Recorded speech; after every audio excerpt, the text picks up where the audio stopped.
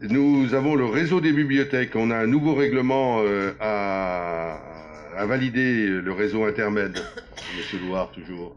Oui, alors pour terminer, c'est vraiment très très très formel. C'est le réseau intermède, donc cette mise en réseau des bibliothèques de l'Agglo qui fonctionne vraiment très très bien, euh, mais qui a pour spécificité, dès lors que vous touchez un peu à la charte, et quand je dis toucher vraiment, c'est quasiment à la virgule, c'est de nous faire passer ces modifications. Chaque ville, chaque commune qui est de l'Agglo, donc doit le passer dans son propre conseil municipal pour faire valider les points en question.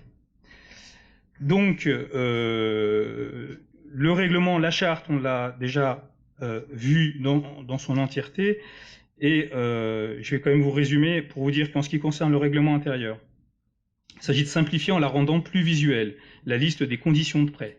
Alors vous pouvez la retrouver, de modifier les conditions de prêt concernant les DVD, et je cite, de hiérarchiser les messages envoyés aux usagers en cas de retard dans la restitution des documents prêtés. Un message de courtoisie est envoyé avant les emails de relance. Et d'ajuster la grille des tarifs forfaitaires applicables en cas d'absence de restitution ou de détérioration de tout ou partie d'un document. Alors, vous pouvez retrouver les éléments. Vraiment, il n'y a pas d'enjeu particulier dans le sens où chaque commune décide, on a tous décidé en même temps les quelques points. Il s'agit vraiment de la mise en forme. Concernant la charte, par exemple, aussi, les modifications portent notamment sur des clarifications.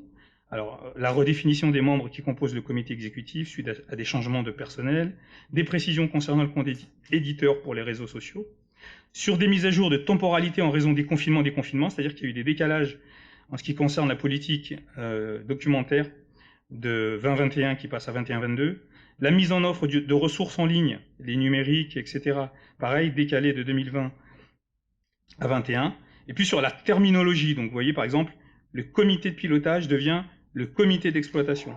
Voilà, donc vous conviendrez qu'on ne va peut-être pas y rester trop longtemps. Voilà, donc vous pouvez retrouver, encore une fois, je vois la grille des tarifs, elle n'a pas changé, c'est-à-dire qu'il y a c'est essentiellement gratuit en termes d'inscription et de renouvellement. Dans le retard de restitution, c'est gratuit, mais blocage automatique du compte si ça traîne trop. Et puis après, c'est du classique, hein, un livre, c'est un remplacement à l'identique ou par un document de valeur équivalente. C'est vraiment des choses qu'on avait vraiment, pour le 99%, complètement vues. Voilà, donc, oui, pardon. Non, non, C'est je tout bon. crois que tu avais fini. Voilà, pour ne pas entrer vraiment dans tous les détails de ce règlement intérieur qui n'a rien de, donc je le répète, de très particulier, et vu les délibérations du conseil municipal en date du 21 février 19, puis du 23 mai 19, il nous est demandé donc d'approuver les deux, hein, la charte et le nouveau règlement, à compter du 1er janvier 2021, d'autoriser monsieur le maire ou son représentant à la signer, et puis d'approuver cet avenant donc à la charte du réseau, et d'autoriser aussi à la signer monsieur le maire ou son représentant.